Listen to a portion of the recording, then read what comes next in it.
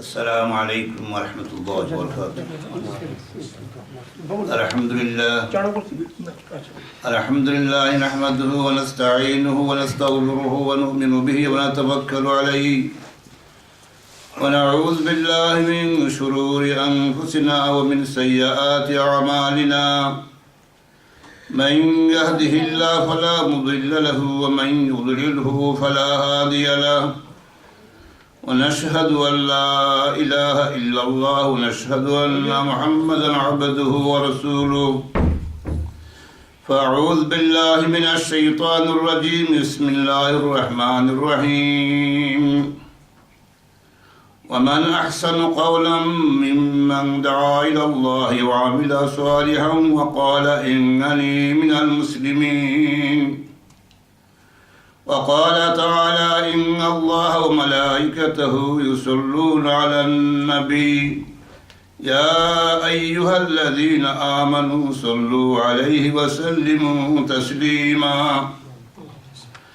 اللهم صل على سيدنا مولانا محمد كما صليت على إبراهيم وعلى آل إبراهيم إنك حميد مجيد، اللهم بارك على محمد وعلى آل محمد كما باركت على إبراهيم وعلى آل إبراهيم إنك حميد مجيد۔ الحمدللہ، اللہ تبارک و تعالیٰ کا لاکھ کوٹی شکریہ۔ فی الحال ہم دنیا میں سب سے بہترین جگہ میں بیٹھے ہوئے ہیں۔ حضور پاک صلی اللہ علیہ وسلم فرماتے ہیں احب البلاد الی اللہ مساجدها، اللہ کے نزدیک محبوب ترین جگہوں میں سب سے محبوب اللہ کے گھر مسجد ہے۔ اسی لیے حضور پاک صلی اللہ علیہ وسلم فرماتے ہیں جس کا قلب مسجد کے ساتھ جڑا ہوا ہے، جس کا تعلق مسجد کے ساتھ ہے، میدان محشر میں اس کا جگہ عرش عظیم کے نیچے ملے گا۔ اس لیے کہ جو مسجد کو محبت کرتے ہیں دراصل اللہ تبارک و تعالیٰ کو محبت کرتے ہیں۔ اللہ کی محبت کی وجہ سے مسجد کو محبت کرتے ہیں، تعلق رکھتے ہیں۔ تو میں نے عرض کیا کہ الحمدللہ فی الحال ہم دنیا میں سب سے بہترین جگہ اللہ کے گھر مسجد بیٹھے ہوئے ہیں، اور جمعہ کے دن سب سے بہترین دن ہے، سب سے مبارک دن جمعہ کے دن ہے۔ تو اصل میں جمعہ کے دن نماز کا ٹائم فکس ہوتا ہے، اس لیے لمبی چوڑی بیان تو نہیں ہوگا، اور حقیقت میں تو بیان بھی نہیں جانتا ہوں، پھر بھی 10-15 منٹ وقت ہے، میں آپ لوگوں کو ایک عمل کی طرف اشارہ کروں گا۔ اللہ تبارک و تعالیٰ مجھے آپ حضرات کو سب کو عمل کی توفیق فرمائے۔ اصل میں بیان مقصد نہیں ہے، مقصد تو اصل میں عمل ہے۔ اسی لیے فضیل بن عیاض رحمۃ اللہ علیہ فرماتے ہیں کہ بیان سننے کے لیے کچھ آداب ہوتا ہے۔ پہلا آداب تو یہ ہے کہ السمع، دل کی کان سے سنا جائے۔ ایسا ہوتا ہے کہ مجمع بہت بڑا ہے، بیان بہت اچھا ہے، لیکن اس کے بعد پتہ نہیں چلتا کہ کیا بیان ہوا، دل حاضر نہیں تھا۔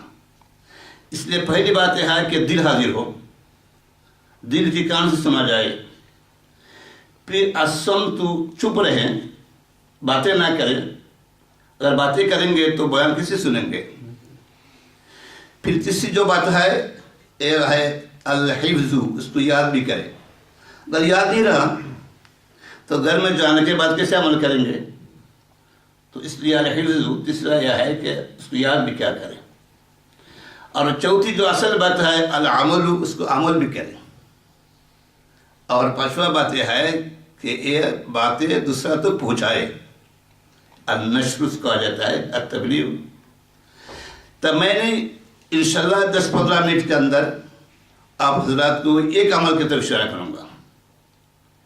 اصل میں حضور پاک صلی اللہ علیہ وسلم نے فرمایا کہ یہ جو سنتیں ہیں جو آدمی سنت پر عمل کرتا ہے یہ جنت کا راستہ ہے.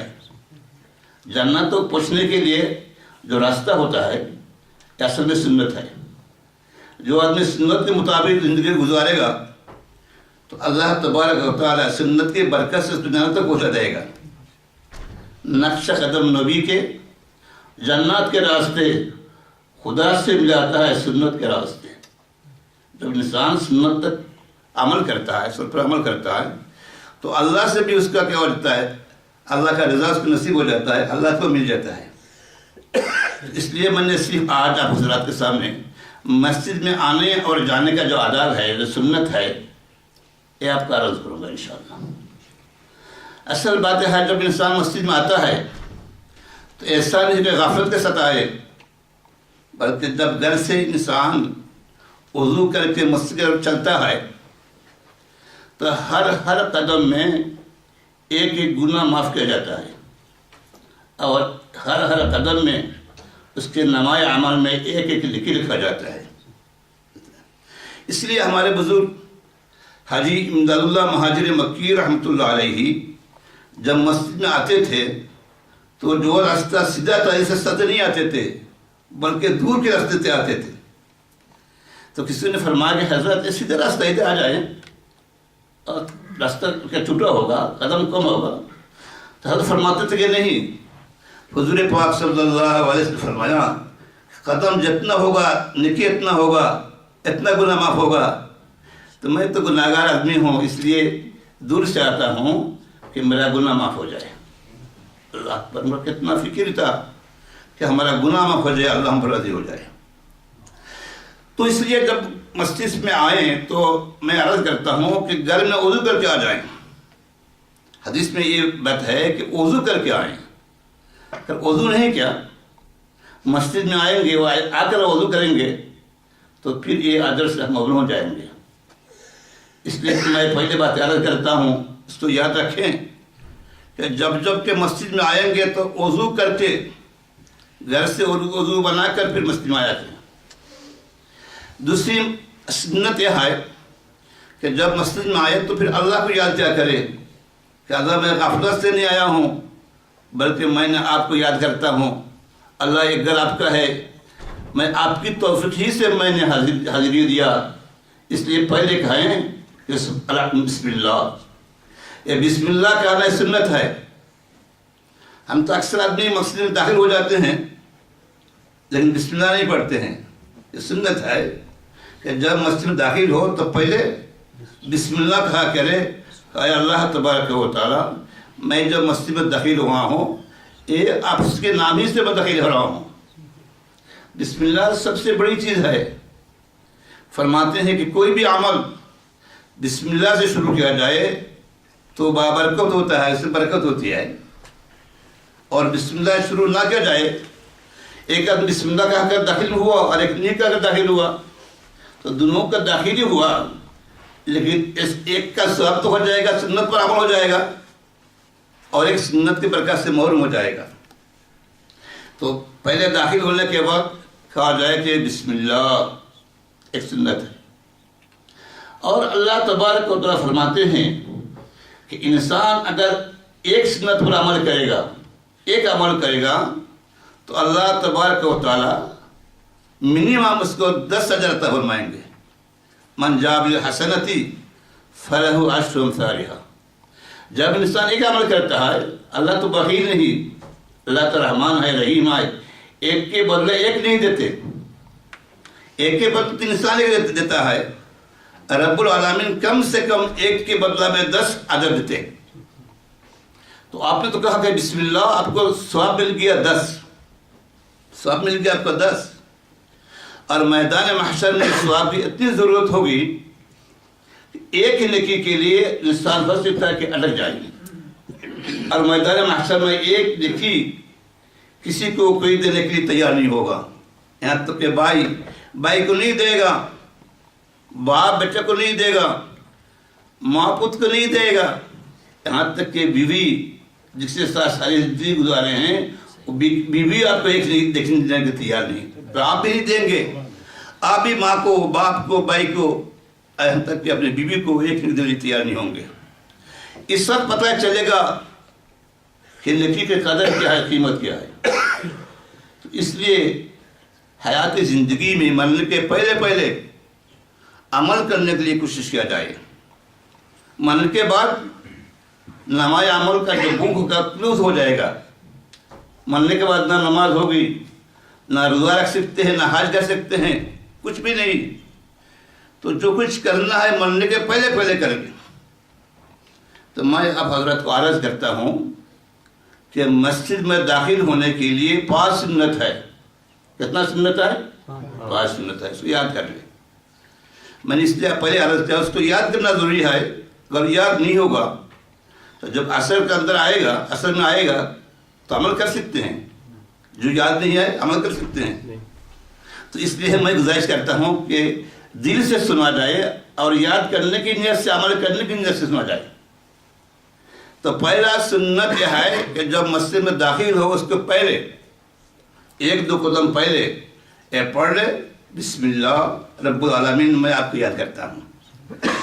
میں آپ کے گھر میں غفلت سے نہیں داخل ہو رہا ہوں، آپ میرے ساتھ ہیں، آپ میرے خالق کے مالک ہیں، اور آپ کے نام سے آپ کے گھر میں داخل ہو رہا ہوں۔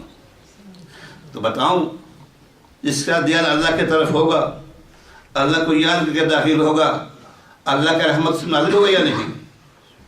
تو اس کا داخلہ عام داخلہ نہیں ہوگا بلکہ اس کا خصوصی داخلہ ہوگا۔ تو پہلے یہ بات کیا ہے کہ مسجد میں جب داخل ہو تو کہے بسم اللہ۔ یہ جو سنت ہے، سنت میں کہاں سے ملا ہے؟ سب سے بڑے محسن تاجدار مدینہ آقا نامدار محمد صلی اللہ علیہ وسلم، ان کی طرف سے ہمیں سنت ملا ہے۔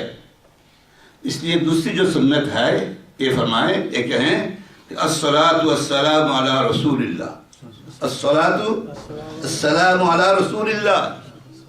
حضور پاک صلی اللہ علیہ وسلم کتنے بڑے محسن ہیں، میں تو اس وقت عرض نہیں کر سکتا۔ دنیا میں سب سے بڑا محسن حضور پاک صلی اللہ علیہ وسلم ہے۔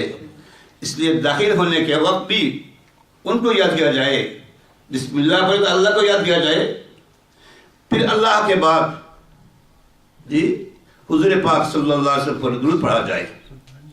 میں ایک بات عرض کرنا چاہتا ہوں کہ حضور پاک صلی اللہ علیہ وسلم تو انتقال فرما رہے تھے، تو حضور پاک صلی اللہ علیہ وسلم کو کتنے احسان ہے صحابہ کرام کا، جان دے دیا ان کی شرح پر، لیکن حضور پاک صلی اللہ علیہ وسلم نے ان کا بدلہ دے دیا تھا۔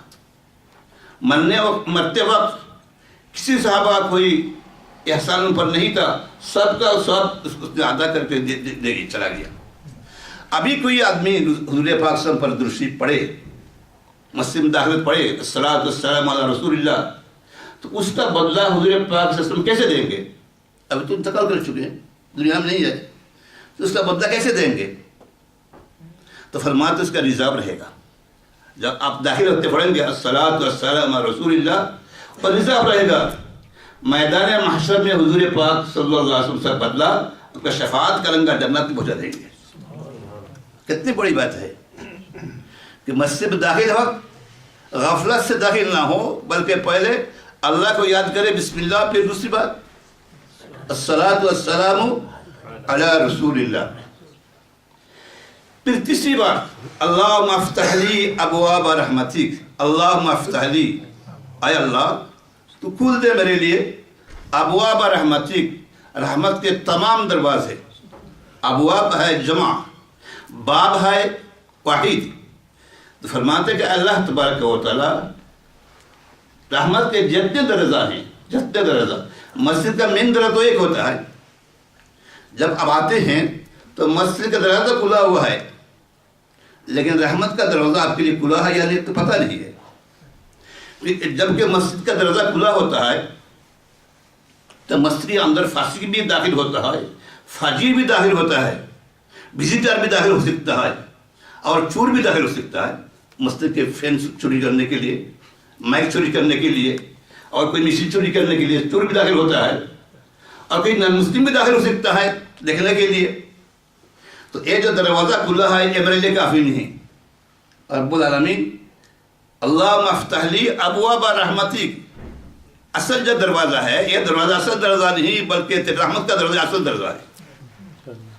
اس لیے تیسرا نمبر یہ دعا پڑھے اللہم افتح لی ابواب رحمتک، اے اللہ تبارک و تعالی کھل دے میرے لیے تیرے رحمت کے دروازے. ایک دروازہ نہیں. بتائیں مسجد میں داخل ہونے کے لیے آپ کے لیے کتنا دروازے کی ضرورت ہے؟ ایک ہی دروازہ کی ضرورت ہے. تو پھر یہاں ابواب کیوں لایا ہے؟ ابواب رحمتک اس لیے فرمایا ہے اللہ اکبر کہ یہ جو ہم آنکھ سے دیکھتے ہیں یہ اللہ کی رحمت سے دیکھتے ہیں. آنکھ سے نہیں دیکھتے بلکہ اللہ کی رحمت سے دیکھتے ہیں. ایک رحمت ہے. کان سے سنتے ہیں اصل میں اللہ کی رحمت ہے. اللہ کی رحمت سے کان سے سنتے ہیں. یہ دماغ سے جو ہم فکر کرتے ہیں اصل میں دماغ سے نہیں اللہ کی رحمت سے. ہاتھ جو چلتا ہے پیر جو چلتا ہے یعنی جتنے اعضاء ہے یہ تمام ہر اعضاء میں اللہ کی رحمت ہے. اس لیے ایک دروازہ نہیں بلکہ داخل ہوتے ایک فرمائے کہ اللہم افتح لی ابواب رحمتک، اے اللہ تبارک و تعالی رحمت کے جتنے دروازے ہیں سب دروازہ میرے لیے کھول دے. اور ایک بات اس میں اشارہ یہ ہے کہ حضور پاک صلی اللہ علیہ وسلم یہ نہیں فرمایا کہ اللہ تبارک و تعالی تیرے رحمت مجھے عطا فرمائے. یہ نہیں فرمایا. اللہ تمام رحمت مجھے عطا فرمائے نہیں فرمایا بلکہ کہاں کہ اے اللہ تبارک و تعالی تیرے رحمت کے تمام دروازہ کھل دے. دروازہ کیوں کہا؟ دروازہ اس لیے فرمایا کہ گھر میں داخل ہونے کے لیے دروازہ کی ضرورت ہے. گھر میں داخل ہونے کے لیے اوپر سے تو آدمی نہیں داخل ہوتے بلکہ دروازے سے داخل ہوتے ہیں. تو جب گھر میں داخل ہوتا ہے تو تمام سامانہ وہ دیکھتا ہے. تو یہ فرما رہے ہیں کہ رب العالمین میں جب کہ آپ سے مانگتا ہوں رحمت کے گھر میں داخل ہو جاؤں. اگر جتنے رحمت ہے اور جتنے دروازہ ہے یہ دروازہ مجھے کھل دے تاکہ میں رحمت کے گھر میں داخل ہو جاؤں اور تمام رحمت میں مل جائے. اس لیے فرماتے ہیں اللہم افتح لی ابواب رحمتک.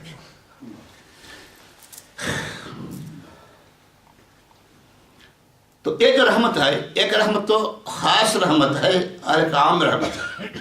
یہ خاص رحمت کیا ہے؟ اصل میں آپ حضرات مسجد میں آئے ہیں کس لیے آئے ہیں؟ نماز پڑھنے کے لیے. نماز پڑھنے کے لیے.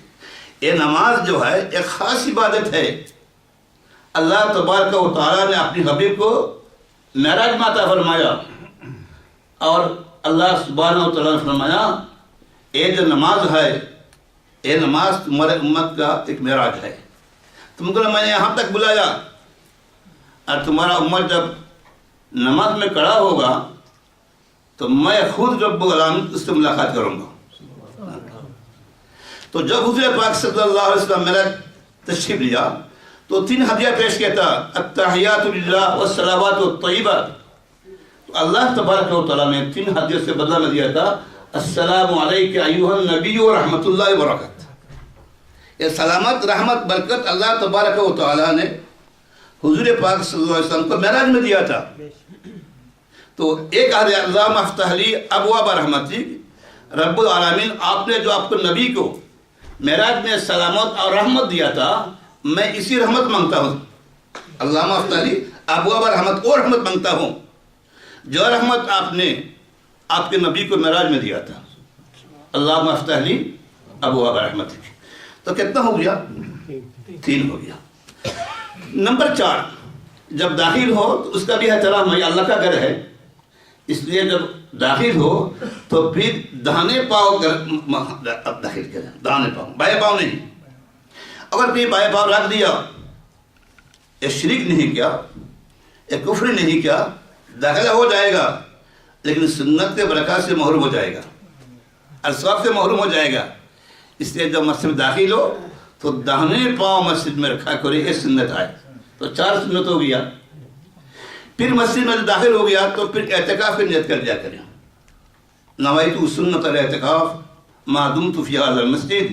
رب العالمین جب تک میں مسجد میں رہوں گا چاہے 10 منٹ ہو 15 منٹ ہو 1 گھنٹہ ہو آدھا گھنٹہ ہو جتنا وقت مسجد میں رہوں گا اتنے وقت کے لیے میں اعتکاف کا نیت کرتا ہوں. یہ نفل اعتکاف ہے. تو مسجد میں بیٹھیں گے اور اعتکاف کا سب ملتا رہے گا.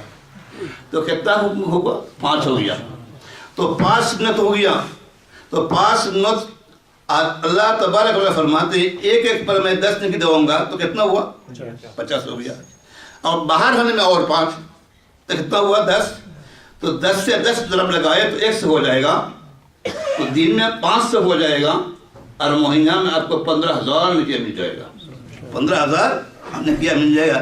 میدان محشر میں ایک نیکی کے لیے ہو سکتا ہے کہ آدمی جی اٹک جائے لیکن وہاں نیکی کا لمبار اس کو مل جائے گا. تو میں آج باہر ہونے کا سنت نہیں بتا سکتا. اب ختم ہو گیا انشاءاللہ. کسی وقت ادا تفریح دے. تو میں یہ عرض کرنا چاہتا ہوں آپ حضرات کو یہ جو میں نے 5 سنت بتایا داخل ہونے میں اس پر سب عمل کیا کریں انشاءاللہ. اور دوسرے کو بتائے اللہ تبارک و تعالیٰ مجھے آپ کو سب عمل کرنے کی توفیق نصیب فرمائے. وما علینا الا البلاغ. جزاکم اللہ خیر.